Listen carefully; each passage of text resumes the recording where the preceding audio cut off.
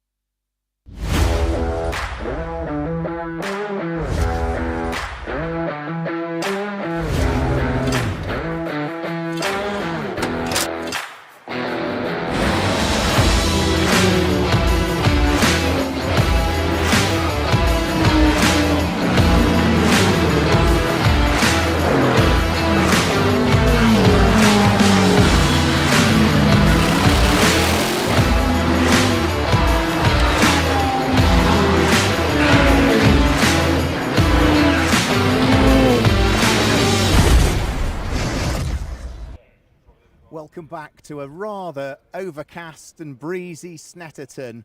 Round 10 of the 2024 GT Cup Championship is coming up for you very shortly. That is our first pit stop race of the weekend. Sun comes out as soon as I say it was feeling autumnal, I was about to say. But we've got the 50-minute pit stop race coming up for you very shortly. That will be our second race of the day, the second of 4 over the course of the weekend. But we did have the sprint race earlier on today, so let's look back at some of the highlights from our earlier race. Brabham shared Brabham BT62, but like to go out and away for round 9 of the championship and charge their way up towards Ritchie's for the first time, and it does look as though Paul Bailey has got himself ahead of Richard Neary as they turn their way through Ritchie's for the first time. Both of these cars running in Group GTO, and also Tom Rawlings in the Tom Cats Racing Lamborghini has slotted his way through into 3rd place, and Richard Chamberlain is there in 4th, with Fraser Fenwick sitting there in 5th, having his first ever race in this Lamborghini, having only tested it yesterday. Oh, here it is. And that looked like Richard Neary ran wide there. Yep, so ran very wide indeed, was pushing a bit too hard. He had just gone absolute best through the first sector, Richard Neary, but those Pirellis now are going to have plenty of Norfolk grass on them. Back towards what's going on for 9th and 10th as well. Chris Murphy still doing a good job of palming away the aspirations of Adam Hatfield. BMW still running in 9th place overall. That will put it 3rd in Group GTC. Here's our Group GTH leading car. So there's Mikey Porter at the wheel of the first of the 2 Forsetti Motorsport cars that we've got in the field. And that's problems for the Brabham. All of a sudden Paul Bailey starts to slow, and through goes Richard Neary for the lead of the race. So, oh, such a shame. The BT62 had been going beautifully well in the hands of Paul Bailey, and he'd been soaking up all of the pressure that could be thrown at him by Richard Neary, but I'm afraid something has gone wrong with the Brabham. Oggies up towards Williams, try and get a good exit coming off the corner. The GTC spec Lamborghini is not short of horsepower, but neither is the Porsche, and as they head down in towards Brundle and Nelson, Richard Neary, our overall race leader, should, I would have thought, be going through the bomb hole or the Coram potentially for the final time. In fact, he comes out of Murray's for the final time, and he's going to head over the start-finish line. It looks so it's going to be the 4th overall win of the season for the Team ABBA Racing Mercedes, whether it be in the hands of Richard Neary and Loggy or both. But it's Richard Neary on this occasion that drives the kart, so he comes through to grab the win. It's going to be Tom Rawlings that will finish in 2nd place, but who's going to finish in 3rd position? Has Fraser Fenwick got anything up his sleeve that he can throw at Richard Chamberlain? And as they go in towards the braking area for Murray's, Richard Chamberlain is quick coming off the corner, and I think probably just has a slight advantage in terms of straight line speed. So it is going to be Richard Chamberlain that comes through to equal his best finish of the season so far. But what a debut in GT Cup for Fraser Fenwick, who chased him and shadowed him all the way. So a brilliant win earlier on today in the sprint race for Richard Neary, the 4th of the season, as we said, for the Team ABBA Racing Mercedes. We managed to catch up with Richard after the race. Richard, we've just seen you come home and grab another overall win in round 9 of the championship. Brilliant race you were having with Paul in the Brabham. Yeah, it was great. I mean, he really, really made me work hard for that. I can't drive that any quicker around here. Obviously, we're different in different areas of the track, and it just really kept, you know, all I was trying to do was just keep the pressure on him, trying to force him into a mistake so I could get past him. Unfortunately, I think his engine's got a problem, and that's ultimately what happened. It's a shame it ended like that, because we could have carried that onto the checkered flag, I think. Yeah, there was nothing between the pair of you. As you were saying, through the twiddly parts, it seemed as though you had the advantage. The Brabham's so quick down the straights here. Oh, it's a rocket ship, isn't it? It's unbelievable. I'd love to get in it. Looking at the front of your car, it looks as though there's a little bit of damage. Just talk us through how you've managed to get some damage on the front of the Merc. Yeah, it was on the exit. I think it's Agostini. We both exited the corner, picked the throttle up, and then all of a sudden his car just stopped in front of me, and that was his engine failing, and I just couldn't hit the brake pedal fast. I was that close to him. I was probably less than half a metre behind him, and that little overlap is the amount of damage we've got. I'm actually surprised it's not worse than that. It only needs a grill, and his car's actually fine at the back. It just needs a little bit of paint repair. So I think we got away well, really. Disappointment for him, delight for you. It's more championship points, and they could all be important at the end of the season. Yeah, I mean, in fairness, I wish he carried on. I'd much sooner have carried on the race than got the trophy for what happened in the end. I'd sooner get a race than get a trophy. Well done on the win. Good luck in the pit stop race. Thanks very much. So good to catch up with Richard Neary. We have also subsequently heard that it was engine problems for the Brabham of Paul Bailey and David Brabham, so they are out for today. Hopefully we'll see them back out tomorrow on circuit. They weren't the only drivers that we caught up with over the course of the lunch break, though, because returning to the GT Cup fold, former champion from 2018, Adam Hatfield, joins and rejoins, I suppose, Paddock Motorsport in the McLaren R-Tour. We managed to catch up with the 2018 champion. Adam, returning to the GT Cup Championship again as a former champion. We've seen you out with Paddock Motorsport before, but you're in the Artura this weekend. Yeah, it's good to be back with the guys at Paddock. Really good to sample their new Artura. Obviously the development from McLaren, from the 570 to the Artura, is just night and day different. So yeah, we feel like we've got a really competitive package for the weekend. We've just seen the sprint race. You're having a brilliant battle with your old mate Chris Murphy for position. Yeah, ironic really. Obviously a guy I worked really, really closely with back in 2018. We won the title. I feel like I maybe taught him a little bit too much. We couldn't quite get past him in the end.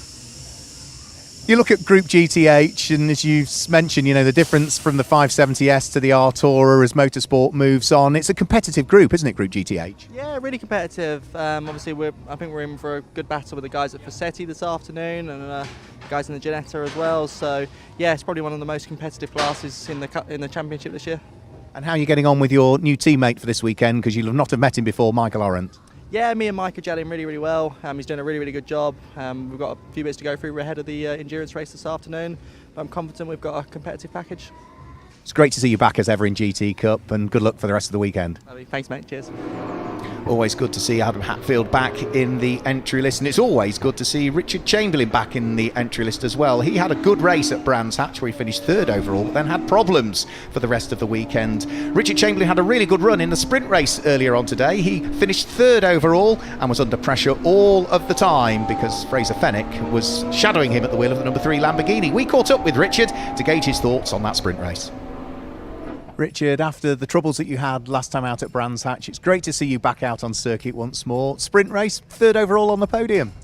Yeah, I was very pleased about that. We had an exhaust issue just before the sprint race, so it was all a bit hectic. But yeah, I was pleased. That was as fast as I could go, so good luck to the people that beat me. You needed to keep going that fast, though, because looking in your mirrors, you got the Lamborghini of debutant in GT Cup, Fraser Fenwick, right behind you. I was a bit rude to him at that last half a lap. I just parked the car exactly where he wanted to go, and I thought, well, he's going to either have to drive over me or back off, and luckily he backed off. But he was definitely quicker than me, and yeah, hats off to him. He did well. Big long straights here at Snetterton, the Bentley straight, the Senna straight. They must really suit the Porsche. It does, or they do, but the other cars seem to be getting quicker. But the twiddly bit's not so good. I mean, if you're a man of my age, you don't want too many of those twiddly cornery things, do you? Still competitive, still enjoying it. Good luck for the rest of the weekend. And thank you very much indeed, and thanks for organising it.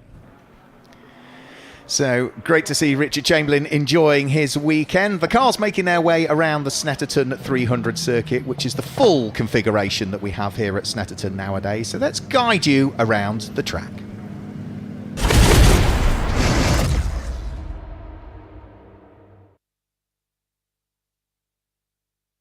So let's have a look at the track. You go off the start-finish line and through 2 right-hand corners to start with, Ritchie's and the Wilson hairpin. From there, the circuit climbs slightly through the left-hander at Palmer, and then it's into the heavy braking area at Agostini.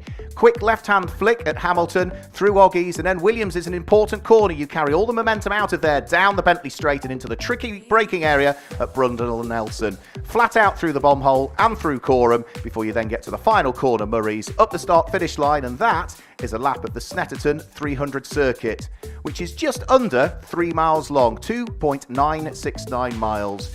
The circuit itself is built on an old RAF base, so it's fairly flat, just 9 metres of elevation change throughout the whole of the 3 mile lap. Some tight and some twisty and some technical sections, some flat out corners. There are 12 turns in total, and that's a lap of the Snetterton 300 circuit here in Norfolk.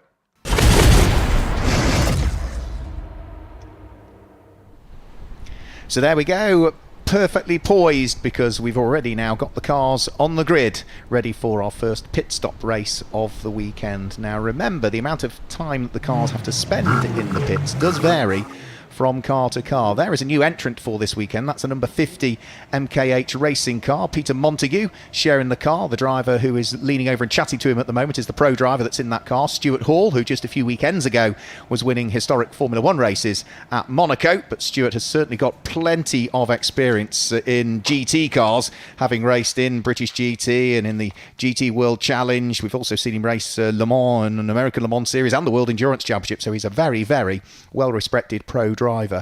So yes, the amount of time that cars spend in the pits does vary. It depends on whether you are a sporting driver partnered up with another sporting driver, i.e. two AMs together, whether you're a sporting driver partnered up with a pro sporting, you could call that sort of a semi-professional driver, or whether you are a sporting driver partnered up with a pro. So that dictates how long you spend in the pit lane, but you also need to look back at the previous pit stop race that we had at Brands Hatch. If you won your group, you get an extra 20 seconds. If you were second in your group, you get an extra 15. If you were third in your group, you get an extra 10. So it does mean that all of the cars throughout the grid largely will be in the pit lane area stationary from a minimum of 60 seconds. A maximum for anybody that we've got out there at the moment is the car that starts off the very back of the grid. That will be 105 seconds is the maximum for any of those that are out there. But it does vary from car to car, and as the cars head around on the formation lap, we'll not only give you the grid, which will also tell you which driver starts in this race, because we can't have the pro drivers starting, so we know that any pros that are partnered up, they will be in second. We'll also tell you the time that each car will be in reality stationary in the pit lane area. So there is Ian Loggy, former British GT champion, lining up on pole position. This grid, of course, is based on the fastest lap times from the sprint race earlier on today. So because Richard Neary set the fastest lap of the sprint race earlier on, it means that that car goes to pole position. And alongside is the car that Tom Rawlings put a mega lap in later on in the session, and he will line up in second place. He arguably would have been third, but that's only because Paul Bailey and David Brabham have to withdraw the Brabham BT62 for today, so everybody shuffles up a place on the grid, and we're hoping that we'll see Paul Bailey and David Brabham back out tomorrow. Probably they will qualify a different car though, because I think the Brabham is sadly out for the weekend. But talking to Paul briefly, should be back for Alton Park in 3 weeks' time. So the electric BMW safety car is ready to guide them around the circuit. We have got 50 minutes on the clock, and we will get this final formation lap underway very shortly indeed. I think the 1 minute board was held up just a few moments ago, and now the car's being waved off in advance of their final formation lap. We'll guide you through the grid then, the way that they line up, the starting drivers, and also the amount of time that everybody remains stationary. Pole position goes the way of Ian Loggy, who starts, and that car will be stationary for 75 seconds come the pit stop window. Alongside is the number 2 car, started by Charlotte Gilbert. That will remain stationary for 100 seconds in the pit lane. Row 2 of the grid, Richard Chamberlain, only 60 seconds in the pit lane for that car, and it's the same for the car alongside, the number 3 Top Cats racing car that will be started by Warren Gilbert, just 60 seconds in the pits. Row 3 of the grid, Seamus Jennings in the Porsche, 80 seconds in the pit lane, and he has for company the number 9 car that will be started by Matthew Higgins, the Forsetti Aston Martin. That will have 100 seconds in the pit lane area. Row 4 of the grid, Mark Warren, new to the championship for this weekend, 95 seconds for the sister Forsetti Motorsport car, and alongside it's Chris Murphy for Woodrow Motorsport, 60 seconds for the Beamer. The 5th row of the grid sees Michael Orant start for Paddock Motorsport, 60 seconds in the pit lane, and it's the same for Doc Bush in the Team Parker Racing Porsche that sits alongside. Row 6 of the grid, Leona Theobald will start at the wheel of the Ginetta, 60 seconds in the pit lane area, and for company it's Rupert Williams at the wheel of the Jolt Racing McLaren, 100 seconds for that car. And the final row of the grid is car number 50, started by Peter Montague. That will have 105 seconds in the pit lane. That's the grid for round 10 of the 2024 GT Cup Championship here at Snetterton. So As for the pit windows then, that's an important one. The cars that are running in Group GTO, Group GT3 and Group GTC, so that is for the open spec cars, those that run to GT3 homologation or those that run to Cup homologation, they will pit between the 24th and the 29th minute of the race. That is when their pit window opens. In other words, when we get the countdown timer up on the screen, it's when there's between 26 and 21 minutes to go. And those cars that run in Group GTH and the sole McLaren that runs in Group GTA, they will pit later today. They will pit between the 29th and the 35th minute of the race, i.e. when there's between 21 and 15 minutes to go. So that gives you the pit windows as well. So here we are, Snetterton. We do return to this circuit for our finale on the 5th and 6th of October. Next time out, it's just a single day race meeting, so it's a different format as we head to Alton Park in, what is it, about 4 weeks' time, isn't it? The 29th of June. And the weather here at Snetterton today, the wind has actually dropped very slightly, not by much, by about 5 kilometres per hour. The temperature has climbed very slightly, I think, from earlier on, but it is still rather breezy out there. And for certainly some of the drivers, Richard Chamberlain was saying, along the Bentley Straight, it's a side wind. And he said, you really do notice the car being buffeted as you go down the Bentley Straight by that side wind. So it is having an effect on the handling of the cars today. So they're getting themselves in neat 2x2 order. It's the green machine that sits there on pole position. It's the familiar yellow and purple and pink colours, as it is nowadays, of Top Cats Racing with Hex.com. And the first of their two Lamborghinis, Charlotte Gilbert's car, you can tell because of the pink wing mirrors. The car of Warren Gilbert, her husband, you can tell with the yellow wing mirrors that sits behind. So we're about to get round 10 of the 2024 GT Cup Championship underway. Our first pit stop race of the weekend. Ian Logie sitting there on pole position with Charlotte Gilbert alongside. Red lights on the gantry. Red lights go out now, and we're away and racing for the 10th time in 2024 as they pile their way up towards Ritchie's for the first time. But it will be Ian Logie that leads the way. Can Richard Chamberlain sneak through to second at the wheel of the Porsche? He's trying, but Charlotte Gilbert has just about managed to fend off the attack of the Porsche, and Richard Chamberlain's coming back for another little nibble as they head in towards the braking area for Wilson. But it is going to be, by the look of things, Charlotte Gilbert in second place, Richard Chamberlain in third place, and there's contact between Warren Gilbert and Seamus Jennings for 4th and 5th position. The Porsche trying to get its nose ahead and finally managing to wiggle through and up into 4th place. So Ian Logie looking to try and break away if at all he can as they head up towards the braking area for Agostini for the first time, and Richard Chamberlain slots himself through into second place, dives up the inside of the Top Cats Racing Lamborghini in the hands of Charlotte Gilbert and sneaks through to claim what is second place at the moment. So Charlotte Gilbert dropping down into third and straight away under attack again from the Porsche of Seamus Jennings. Warren Gilbert is next up, and then thereafter the next of the cars is going to be Mark Warren at the wheel of the first of the Fossetti Motorsport Aston Martins, the number 10 car. That leads Group GTH in the early stages. So where has the sister car of Matthew Higgins gone? Because it started ahead of it, started 6th on the road, and it looks as though it might have gone a little bit backwards in the early stages of this one. Charlotte Gilbert coming under attack from Seamus Jennings in the Porsche, but can't quite squeeze up the inside. The Irishman heading in towards the braking area for Brundle and Nelson. So it's still Mercedes from Porsche, Lamborghini from Porsche from Lamborghini, the top 5 currently, as they thread their way out of the bomb hole for the first time, with Ian Logie, the race leader, having disappeared up the road to a very large degree by the look of things. Doesn't appear in shot at all, does he, at the moment? Onto the brakes and in towards the left-hander at Murray's. Charlotte Gilbert in the Lamborghini gets a little bit sideways on the exit of the corner. Seamus Jennings at the wheel of the GT3 Porsche tries to drag himself alongside, but he's on the outside line if they get up towards Ritchie's, and they're still side by side. And Seamus Jennings is a little bit outgunned, but then swaps to the inside line to try and sneak through on the run through Ritchie's, but Charlotte Gilbert, having none of that, closes the door. Lamborghini stays ahead of Porsche, which means that Charlotte Gilbert still continues to lead Group GTC and is third overall. Even if the Porsche goes through, she would still lead the group.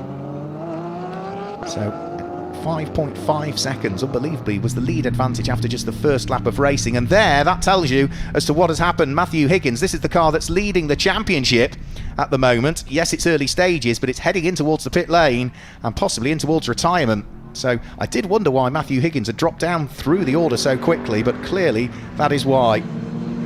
Also looks as though Charlotte Gilbert lost a further place there in towards the braking area, and also into the pit lane. Leona Theobald's come in, so the Ginetta is in as well. So not quite sure what the problem is. Fossetti Motorsport putting a new front right tyre on the car of Matthew Higgins.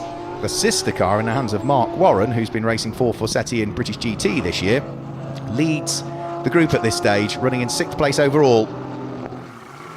So, Leona Theobald, whatever the problem was, SVG Motorsport have gone to work and sorted that. She's trundling her way back down the pit lane. Racing out on circuit still continues, with Richard Chamberlain feeling the pressure here from Seamus Jennings. Porsche against Porsche. However, there's the best part of 40 years difference between the pair of cars, isn't it? Richard Chamberlain's dates back to the 1970s, and it's very much a current spec GT3 car for Seamus Jennings that sits behind.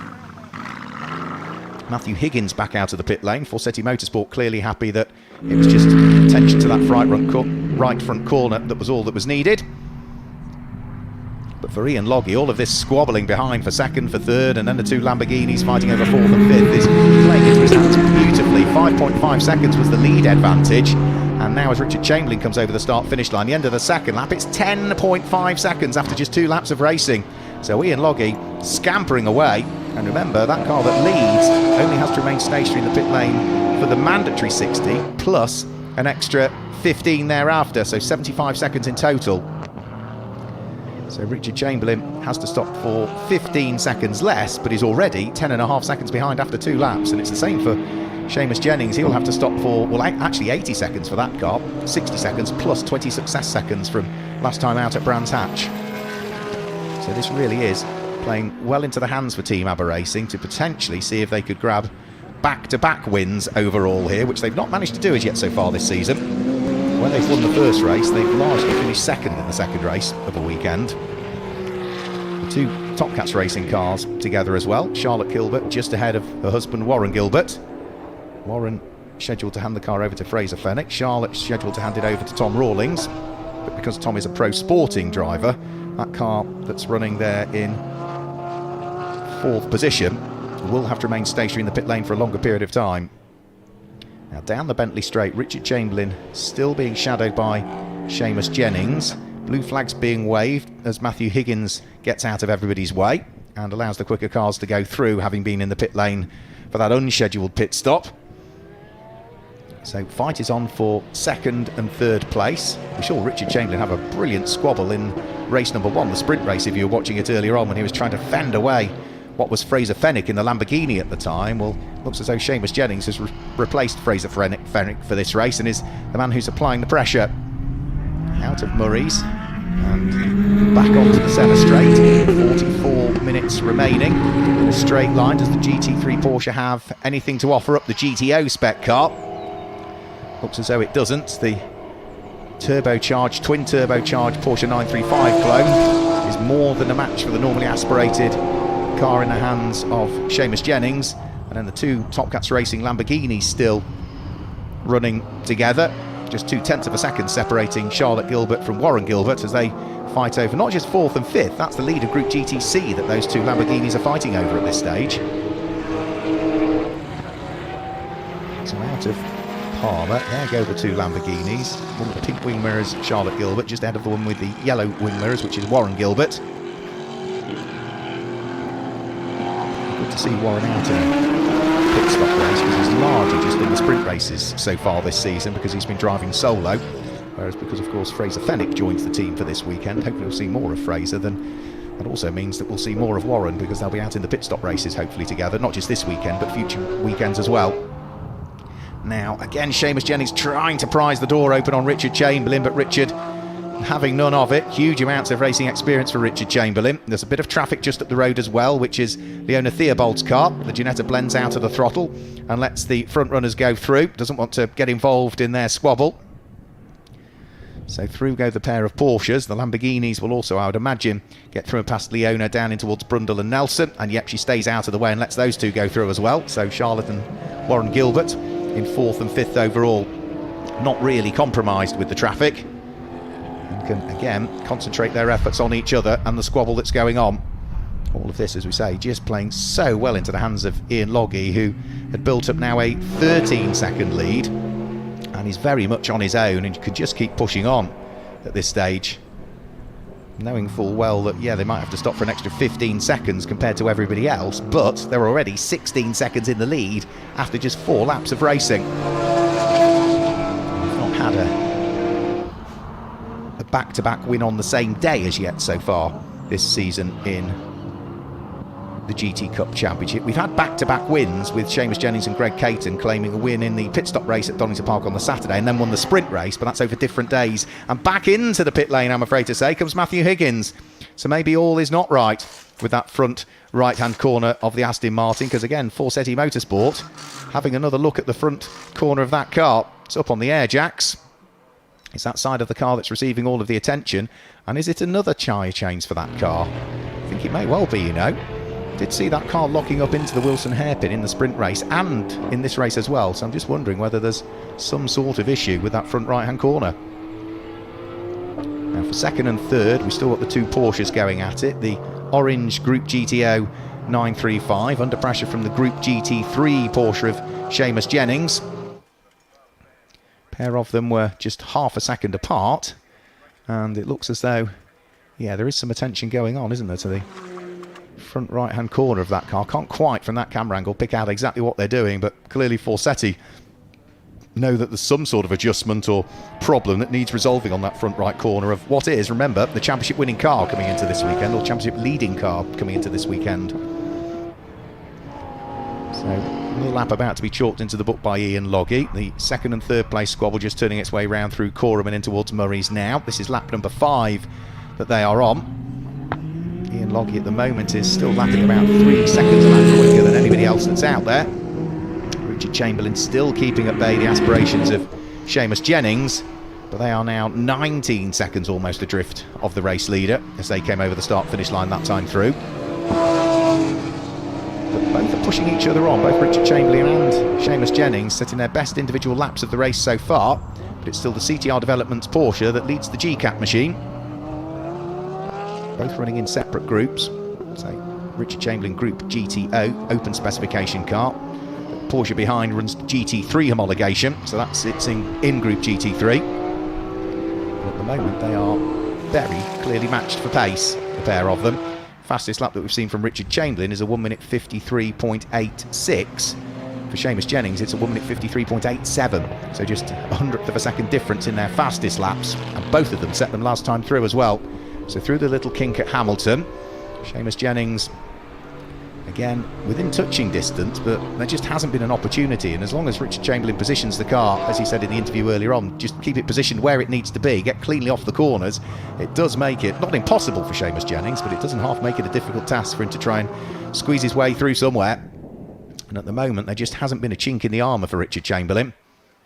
Forsetti have, by the look of things, almost completed the work on Matthew Higgins' car, so just doing the last little bit of tidying up on that front right hand corner, and hopefully we'll see him back out, because of course if they can still continue to plod round, you know, at best they might finish like 5th in Group GTH, something like that, but there's still the potential of championship points. It could still give them, you know, 10, a dozen championship points, something like that, so it's well worth getting the car back out there rather than throwing in the towel, because those few championship points they could accumulate in this one come the totting up at the end of the season when we get to Sunday the 6th of October. Those extra few points they could get for rejoining this race could be absolutely vital.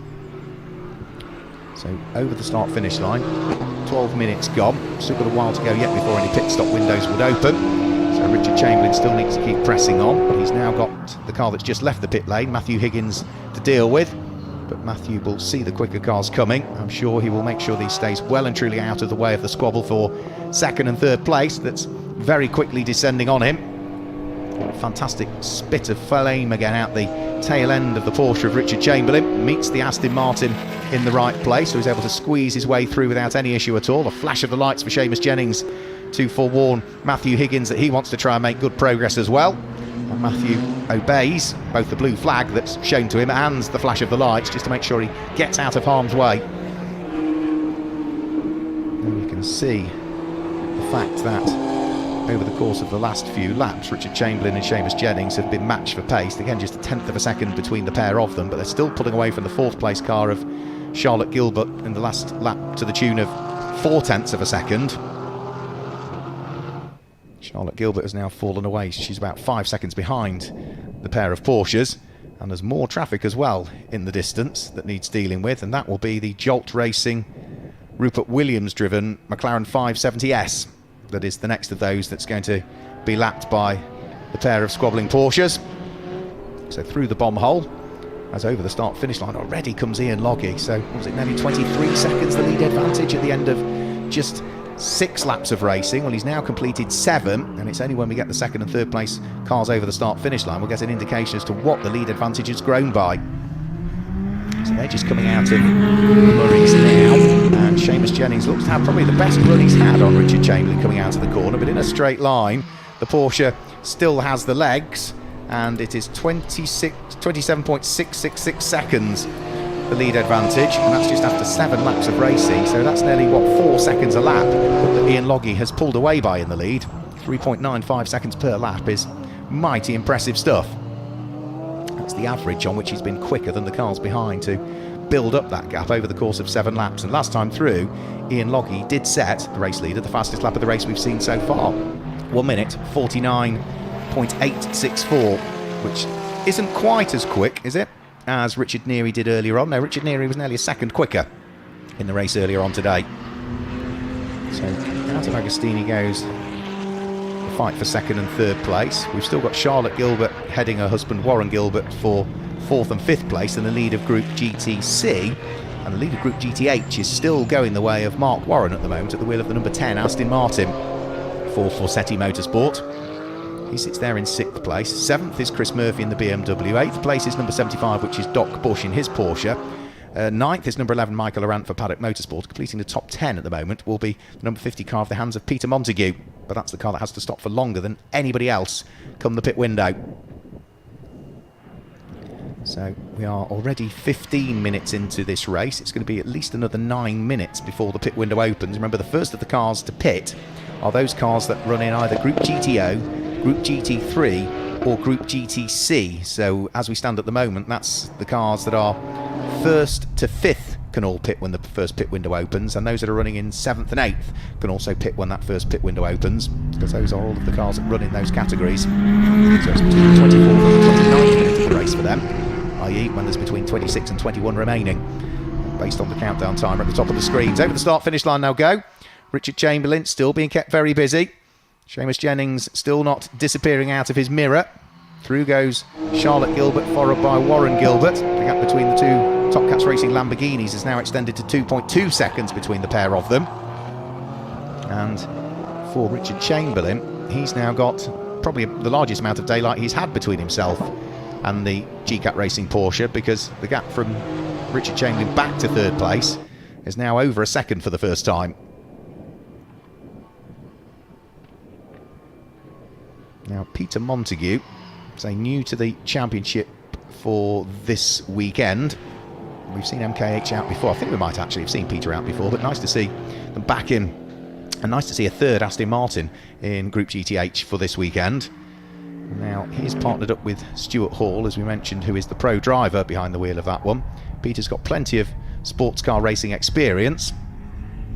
Hopefully we'll see more of him in GT Cup over the course of the remaining 2024 championship season, with rounds still at Oldham Park and Silverstone and Donington Park and Snetterton all still to come.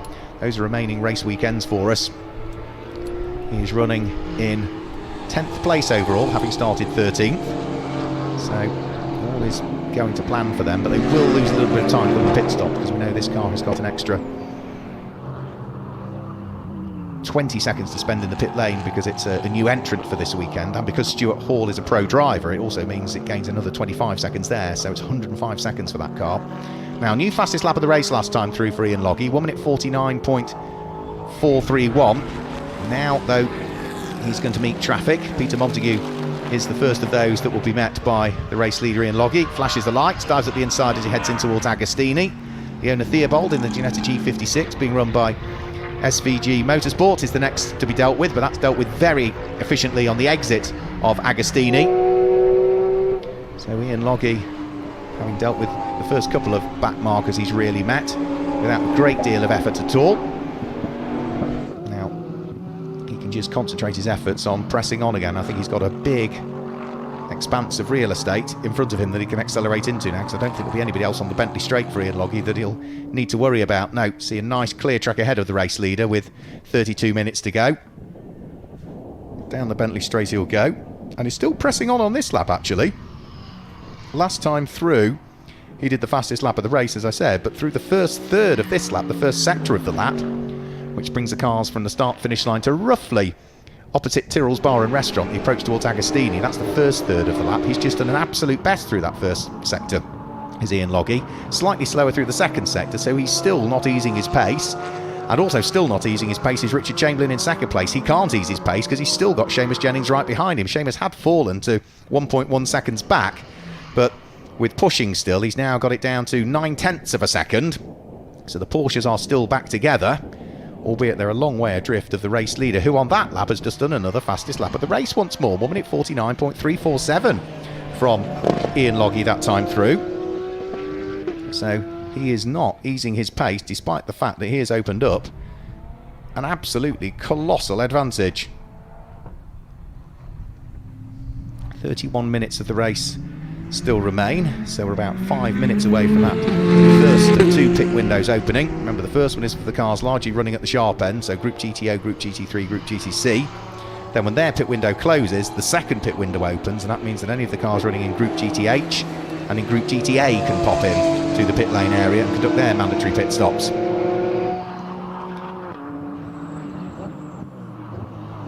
So shortly coming up to 2/5 of the way through the race.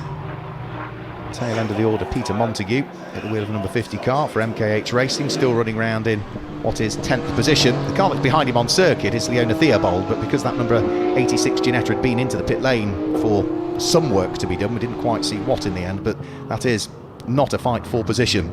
The Aston Martin is very much on its own in 10th place, and the Ginetta is a lap adrift of it.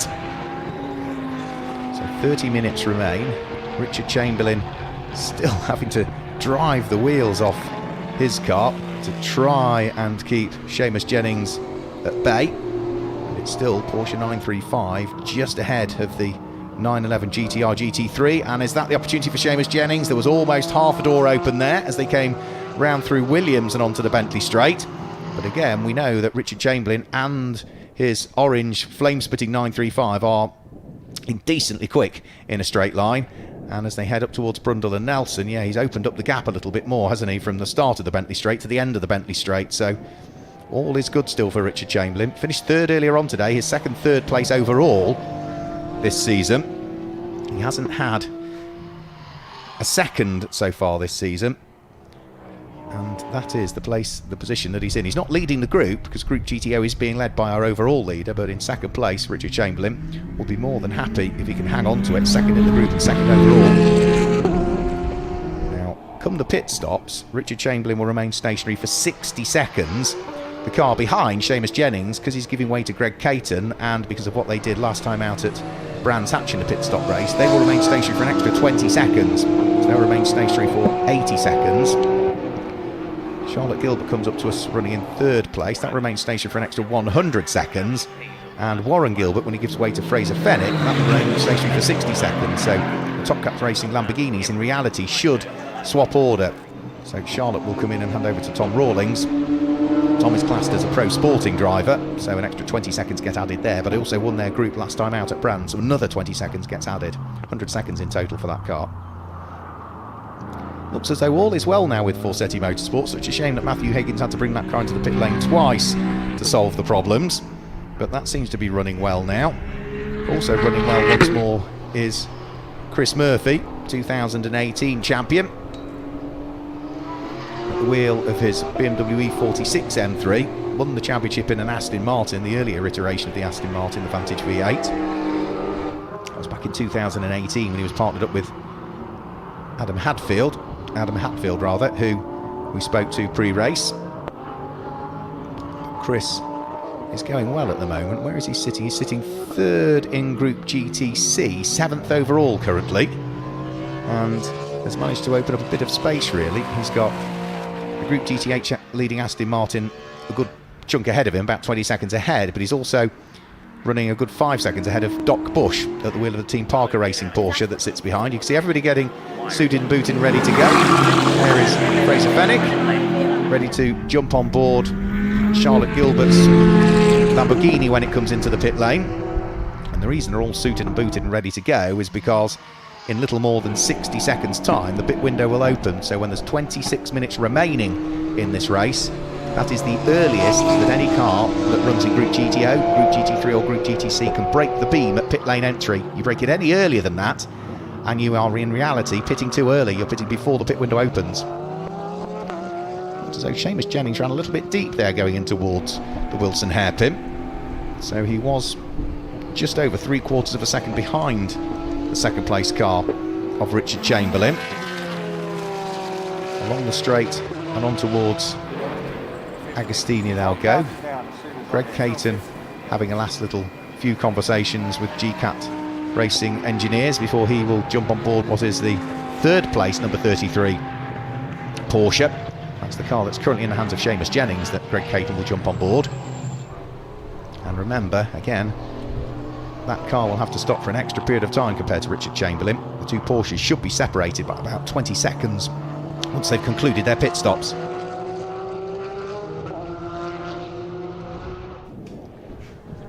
So again, possibly traffic to deal with, depends on whether they come into the pit lane this time through. Richard Chamberlain, of course, is driving solo, so he can be fairly flexible on when he wants to come in. It doesn't make a great deal of difference whether he comes in the front, the middle or the end section of the pit window.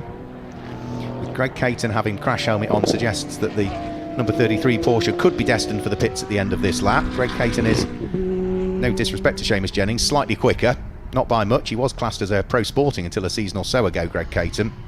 He's now just classed as a sporting driver, but is still slightly quicker of the two. And are we going to see Richard Chamberlain dive for the pit lane? No, he's going to continue round and through. Are we going to see Seamus Jennings dive for the pit lane?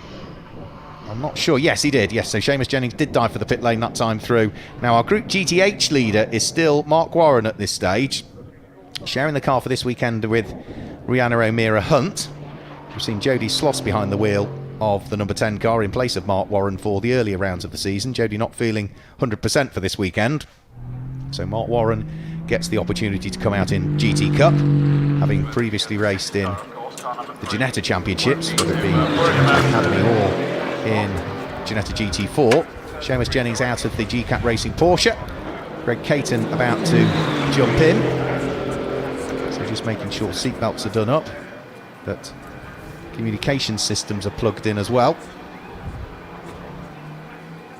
And a quick check around the car being done, possibly as a result of the fact that there was just that lightest little bit of contact, wasn't it, with that little puff of smoke as they came out of the Wilson hairpin between the GCAT Racing Porsche, and I think it was Warren Gilbert was not. Race leaders in, so Ian Logie dives for the pit lane, has built up a 47.5 second lead on the previous lap, so that was surely just the perfect stint for Ian Logie. And also I think I saw Doc Bush sneaking into the pit lane there.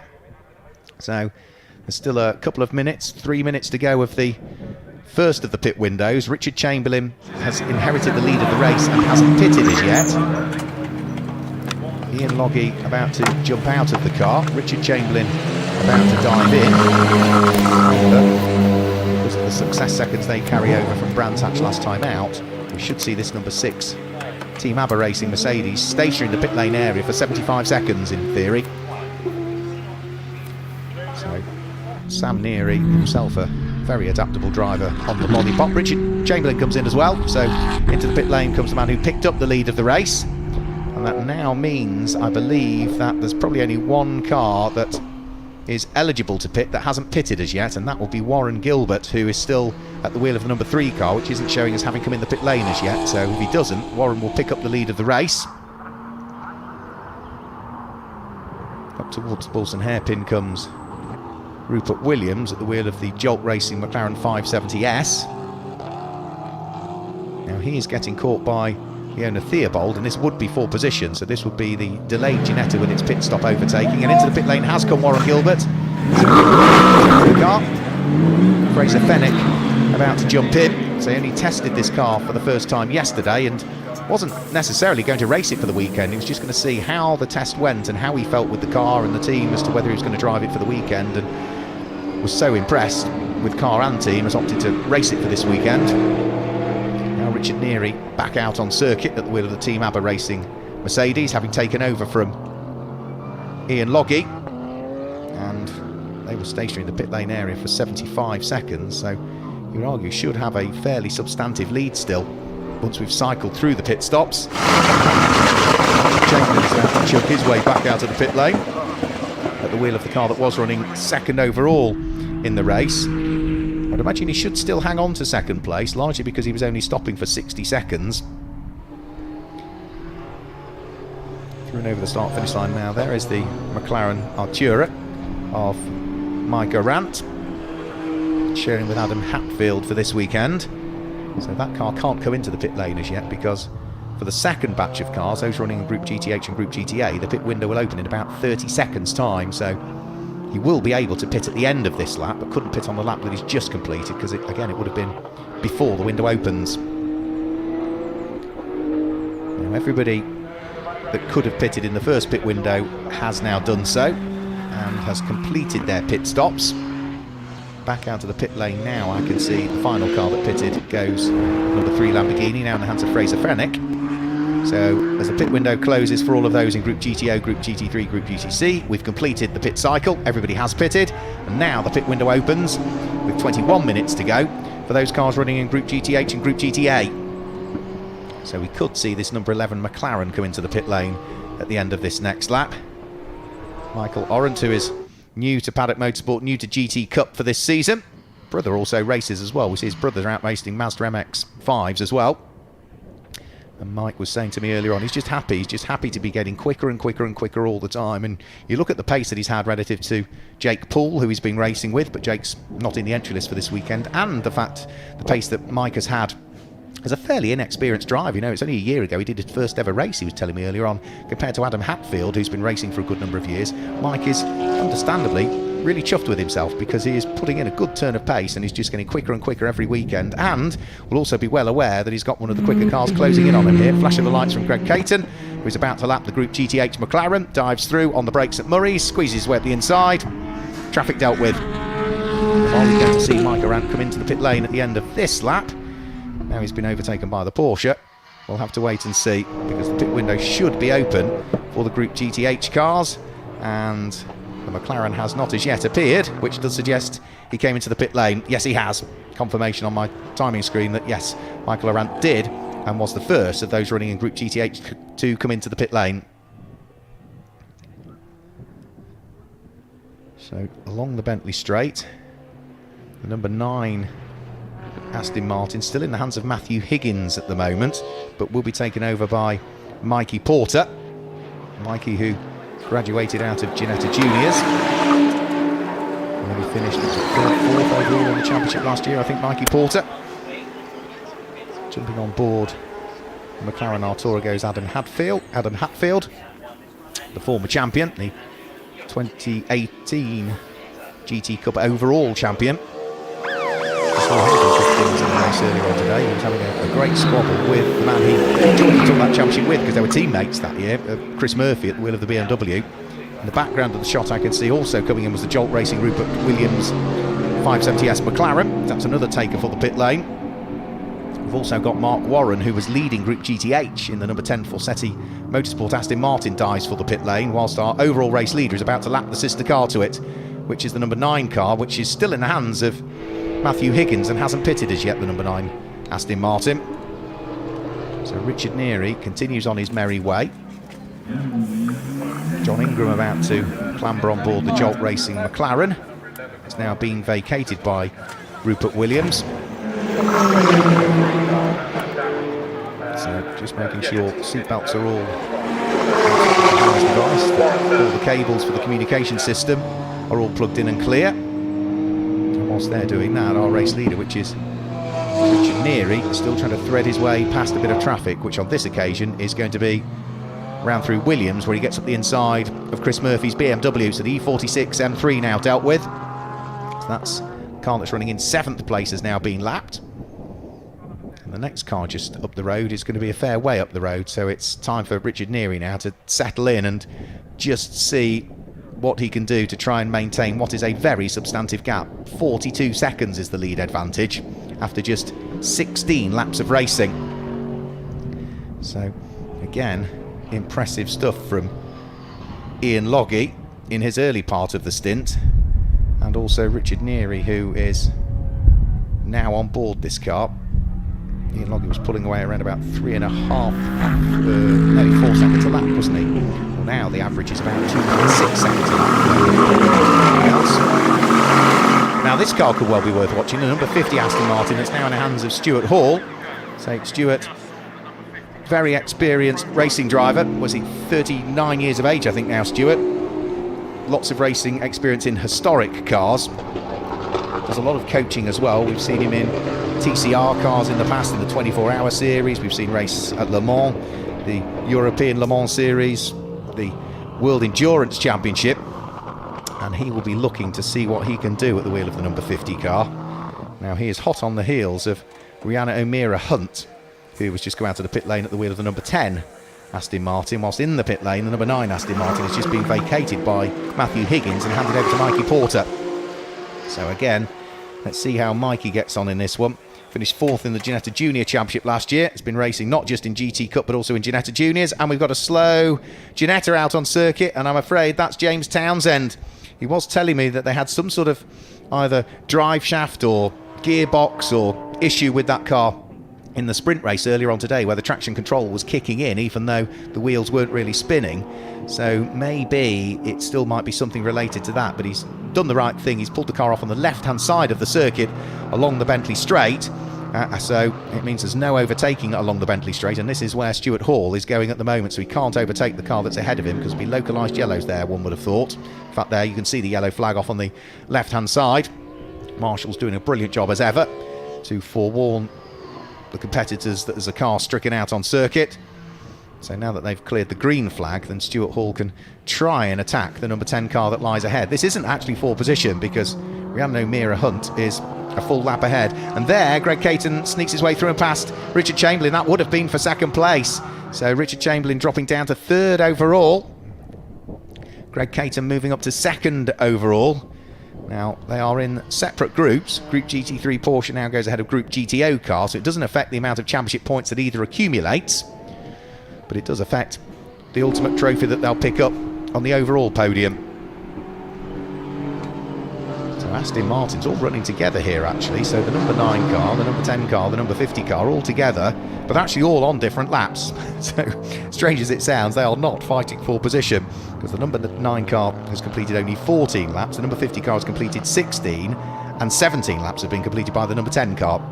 So all of the Group GTH Aston Martins find themselves on the pretty much the same piece of Norfolk real estate, but they are not squabbling for position with 14 minutes to go. However, it is still a good fight, and Rihanna O'Meara Hunt, who of course hadn't set eyes on Snetterton, is driving the number 10 Aston Martin for Forseti Motorsport, whereas Stuart Hall, who's done, I would imagine, countless laps around this place and knows the place like the back of his hand, is still trying to squeeze his way through and past the Kiwi. First thing he needs to do is properly catch. He's not quite fully caught it yet to put himself in that position to try and sneak his way through. So, under 15 minutes of the race to go, still potentially with those localised yellow flags along the Bentley Straight, which precludes one of the overtaking opportunities. Flags have been withdrawn, I think, now. Yes, it's just the safety board or the hazard board that's being held out by the marshals. So can utilise again that as an overtaking opportunity, but again Stuart Hall just isn't quite close enough, so he's still got to try and close the gap a little bit more. So whilst Stuart Hall continues to close the gap and Rihanna O'Meara Hunt runs a little bit wide coming out of the bomb hole, let's go down to the pit lane. Thanks, Mark. I'm down here with Mark Warren in the Forseti garage. How are you finding everything so far in your first GT Cup weekend with the team? Oh, I love that. That was fantastic. It was flat out, but trying to be as consistent as possible, trying to protect the car. I think Matt had a puncher at the start, unfortunately, so I was expecting a good scrap with him, but he dropped back. Then we had a little gap, and it was just a case of heads down, concentrate, and just try and put consistent laps in.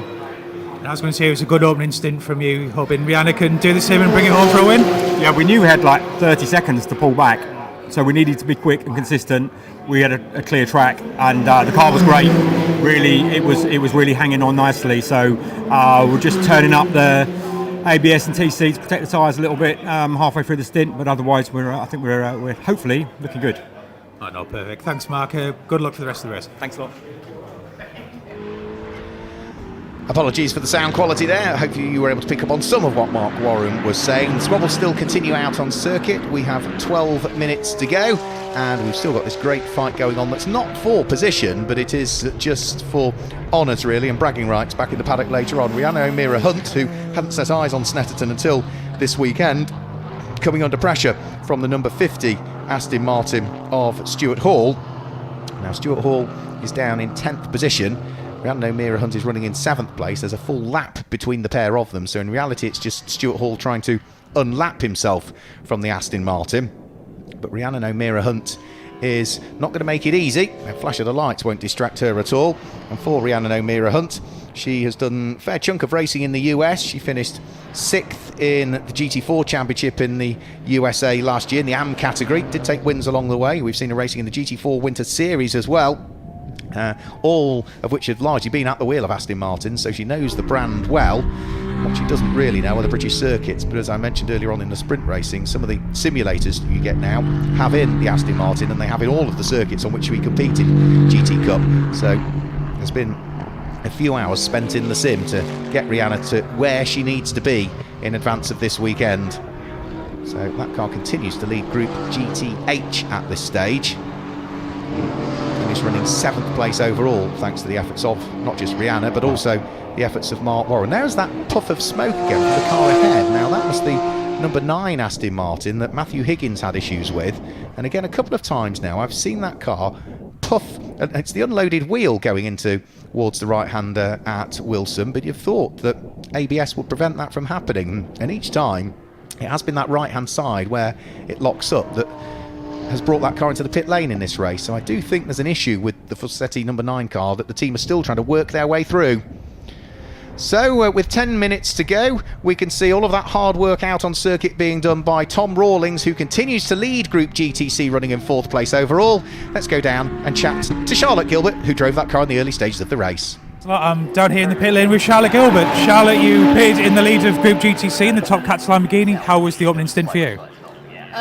Under pressure again from my husband in the number 3 Lamborghini, which was the same at Brands Hatch actually. So he's pretty ruthless, and he doesn't really give me an inch, and I knew that I'd have to push because we are genuinely fighting position. Now I've got my co-driver with me, and Warren's got his co-driver Fraser Fennick with him, and we really are fighting properly now. So I knew I had to try and hold position.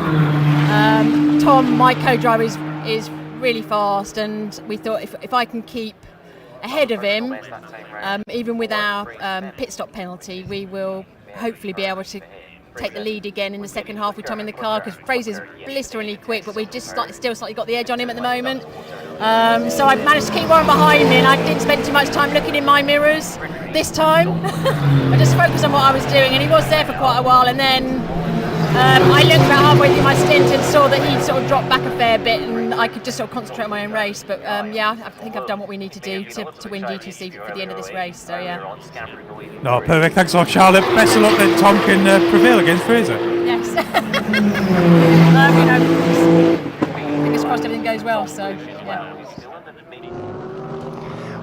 Always good to catch up with Charlotte Gilbert, and yeah, I agree with her. I think they've probably just about done enough now. Let's have a look. The gap between Tom Rawlings and Fraser Fennick, 8.8 seconds at the end of that previous lap. We have also had a shuffle for the squabble that was happening out on circuit. Stuart Hall has finally managed to unlock the door and get himself ahead of Rihanna O'Meara Hunt, but remember, that is just purely to unlap himself from that Aston Martin, so it doesn't gain a position for the number 50 car. It still resides in 10th place, 2 laps off the lead at the moment, whereas the number 10 car is in 7th place, leading Group GTH, and lies just a single lap off the lead of the race. We've got just under 8 minutes of the race to go. Certainly looks as though the lead advantage that Ian Loggy built up in part 1 of the race has just been maintained beautifully by Richard Neary. So he is lapping about 1.3 seconds slower than the fastest that the car has done so far. Of course, a good chunk of that is to do with the drop-off on the Pirelli tyre, which is a fantastic tyre, but does get punished rather severely around here at Snetterton. It runs a little bit wide heading out of Williams that time. Is that Williams? No, it wasn't. Apologies. That was Agostini that he came out of. And then as he then works his way along towards the braking area for Agostini now. It must have been Ritchie's where he ran wide.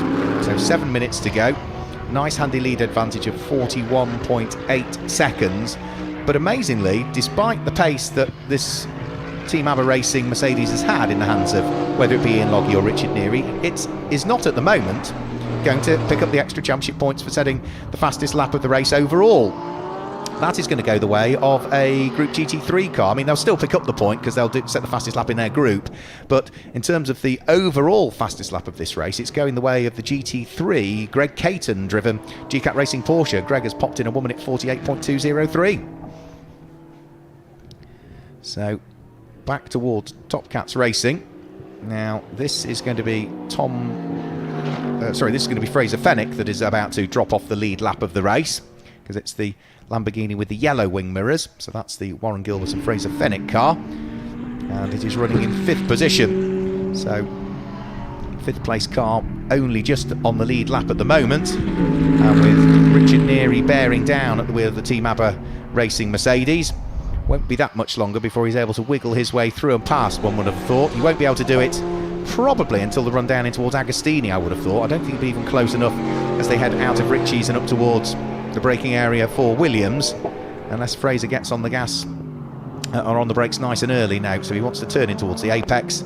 Don't think Richard Neary will squeeze his way through before Palmer, so I think it'll be down towards Agostini where Fraser Fenwick will probably then blend out of the throttle. The blue flashing lights just forewarning him that he's about to be lapped, and coming out of Palmer and down towards Agostini, this is probably where the Mercedes might be able to do it on the brakes going into the corner. No, still not quite close enough. And for Fraser Fenwick, he's also got traffic to deal with. He's about to come up and lap the McLaren in the hands of John Ingram. That's the Jolt Racing McLaren, the slightly older 570S GT4. So Fraser Fenwick goes through and past the Jolt car. Through goes our race leader Richard Neary. And now with 5 minutes to go, we've still got the top 5 cars on the lead lap, but for not much more, one wouldn't have thought.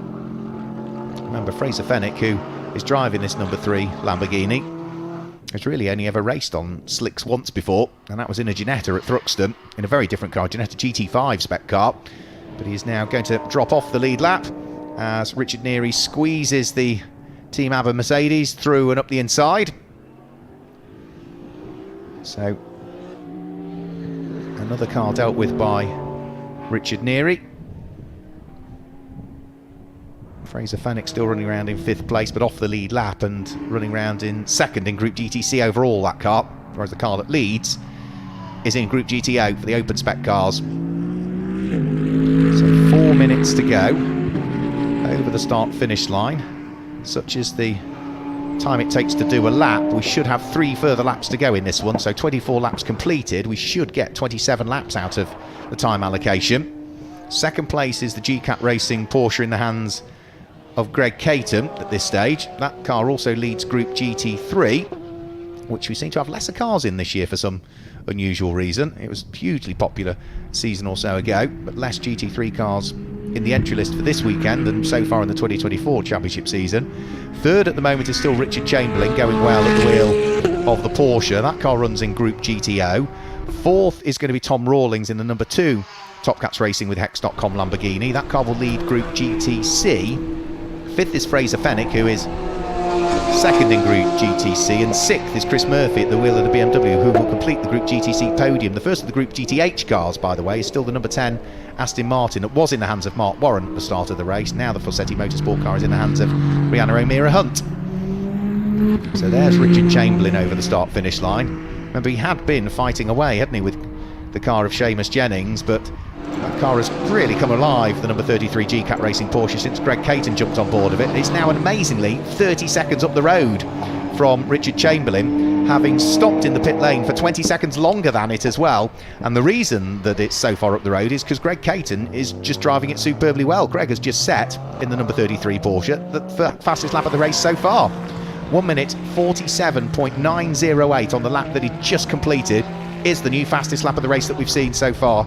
And how does that compare to the fastest lap time earlier on today? Well, the fastest lap time earlier on in race 1 was set by Richard Neary. It was a full second slower. 1 second slower than the lap that we've just seen put in by Greg Caton. So he is absolutely flying around the circuit.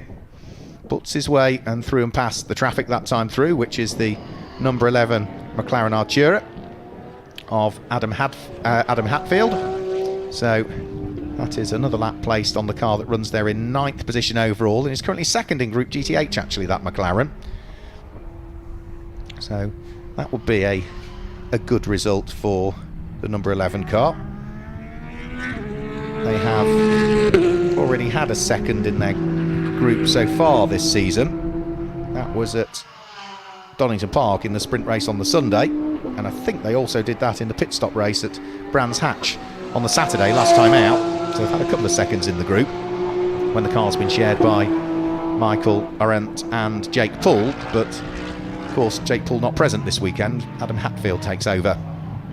Now 1 minute and 20 to go as Richard Neary charges his way onto the top of the Bentley straight for what will be the 26th time of asking, but he should be able to get over the start finish line before the clock ticks to 0.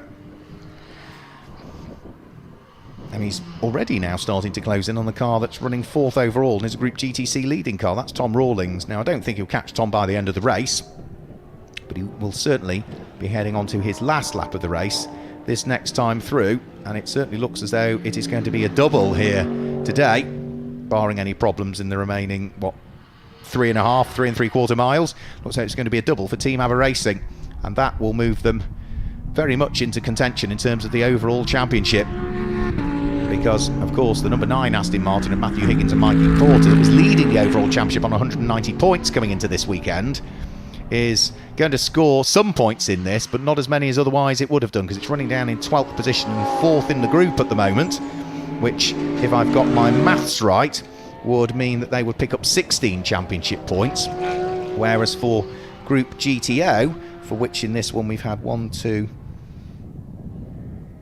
3 cars, have we not, that were entered for this one, they will pick up fewer points because of the number of starters in it, but they might just close the gap a little bit. So the clock has ticked to 0. Over the start-finish line has gone our race leader. Greg Caton was just heading over the start-finish line. Here's Richard Chamberlain working his way through the traffic. Mikey Porter's Aston Martin is the next that he wants to try and thread his way through and past. And as for Rihanna O'Meara Hunt and Mark Warren, who are sharing the number 10 car, they are on course for what would be their first Group GTH win of the championship season.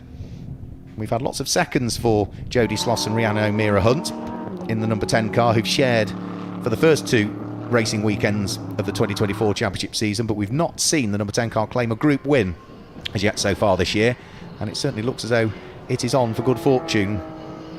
And also on for good fortune today, at least, a Team Aber Racing, who are now looking ever more likely to make it 2 out of 2. Richard Neary has really eased his pace in the closing stages. The lead advantage has been whittled down as he's sort of eased his pace a little bit, and Greg Caton has pushed, but it's still 35 seconds, and that's all to do with the hard work that Ian Logie did in the early stages, putting in a brilliant stint to build up that advantage so early on. And as the Team Aber Racing Mercedes, now in the hands of Richard Neary, turns its way out of Coreham and then out of Murray's for the final time, the checkered flag is ready, and round 10 of the 2024 GT Cup Championship is going to go the way of Team Aber Racing, who make it a double today, winning the sprint race and winning the pit stop race. And that car has certainly had some pace all weekend, whether it be in the hands of Richard Neary for the second stint of this one, or of course he drove solo in the sprint race, or in the hands of Ian Logie. That car has had some real pace today.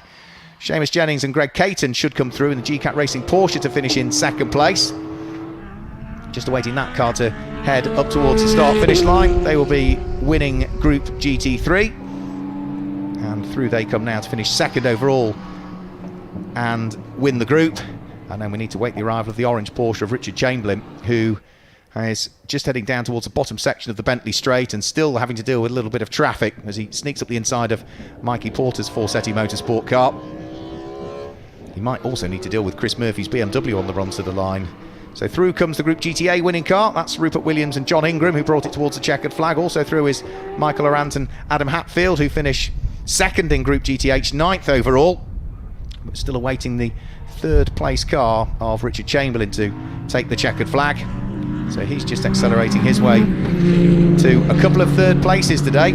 Solid day's work for Richard Chamberlain. The orange Porsche comes through to finish third overall, and then wait the arrival of the next couple of cars over the start-finish line, which was the rather troubled number 9 Aston Martin, the number 50 car, and now also the number 10, which claims its first group win of the 2024 championship season. That will absolutely delight Rihanna O'Meara Hunt. And for Mark Warren, who joins the championship for this weekend, well, that's a way to make an impression, isn't it, at the wheel of the car. It's been largely racing in Group largely been racing British GT this season. And also the number 2 Lamborghini about to head over the start-finish line.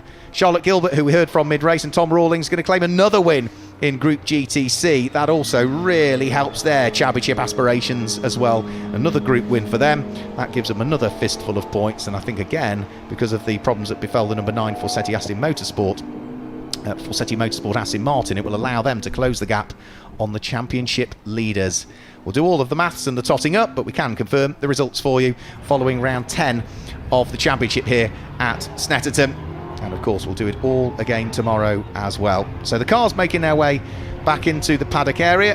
You can see just how blustery it is, but it's a win for Richard Neary and Ian Logie at the wheel of their Mercedes by nearly 30 seconds in the end from Seamus Jennings and Greg Caton, who finished second but claimed the honours in Group GT3. Richard Chamberlain comes home to finish third again, and fourth place is the Group GTC winning car of Charlotte Gilbert and Tom Rawlings, ahead of Warren Gilbert and Fraser Fenwick, who finishes in fifth place, and Chris Murphy completes the top 6. In seventh place, it's the win in Group GTH for Mark Warren and Rihanna O'Meara Hunt. Doc Bush finishes in 8th place, and in 9th place, Michael Laurent and Adam Hatfield replicate their best result in Group GTH so far this season.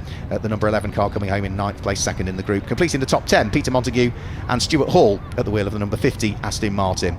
In 11th place, it was Rupert Williams and John Ingram who claimed top honours in Group GTA, and the rather troubled Aston Martin of Matthew Higgins and Mikey Porter finishing 12th place, with, I'm afraid, retirement for the number 86 Ginetta of James Townsend after he'd taken over the car from Leona Theobald.